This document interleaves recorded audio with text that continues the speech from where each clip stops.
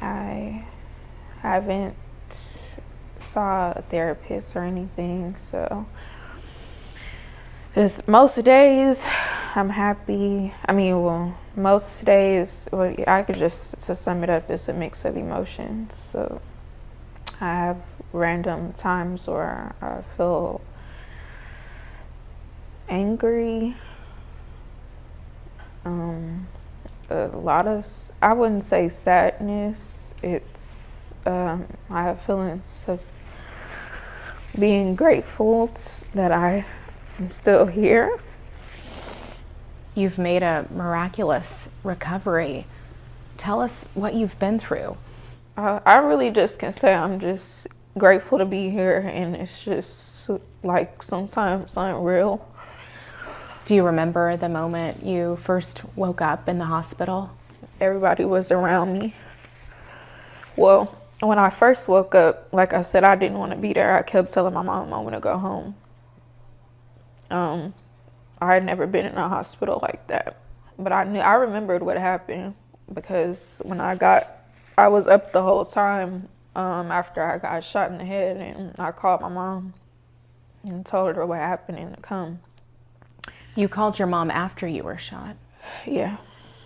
And I told her to come to the hospital, but I ended up having a seizure. So I was on the phone with her the whole time.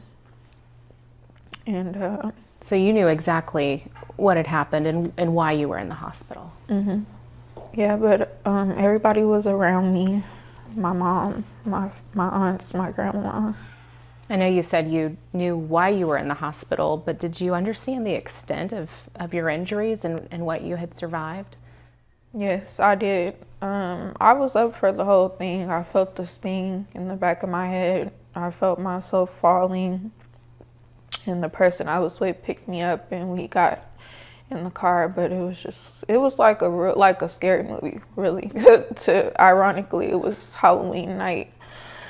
I had on a nun outfit. I had blood all over me, and you had dressed up for Halloween. Mm-hmm. Yeah, and it was still my birthday weekend, so.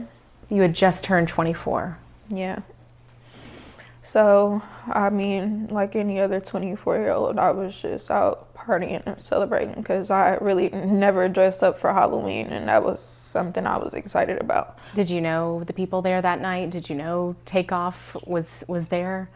Yeah, I saw everybody. I'm used to being around celebrities, so it wasn't because I used to live in Los Angeles, so it wasn't like a big deal.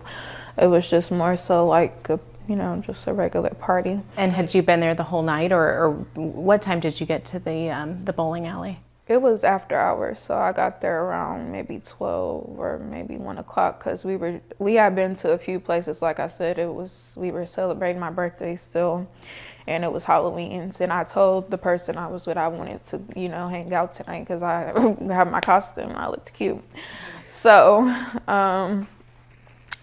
so we got there at like 12 a.m. and everybody was just hanging out. We had a few drinks. At any point, do you remember being scared before all that happened, or was it, in your opinion, a normal night? Yeah, it was pretty normal in my opinion. Yeah, I didn't get scared. It wasn't any arguments or anything until the event was actually over. And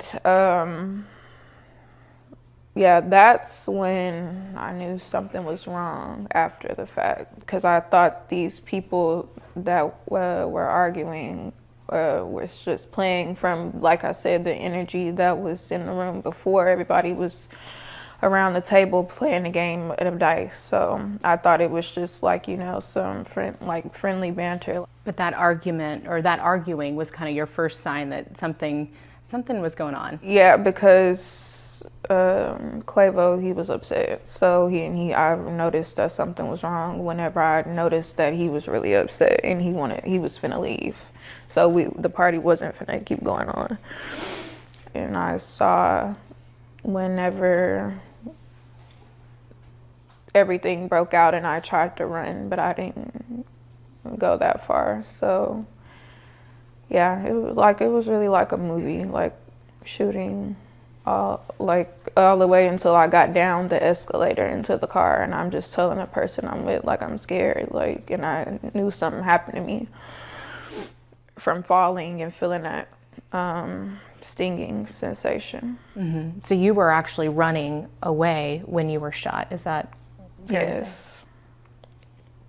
Yeah, so that's when I got in the car and called my mom, and luckily we were only 12 minutes away from Memorial Hermann. Wow, so you made it down the escalator into the friend's car. That friend took you to the hospital, rushed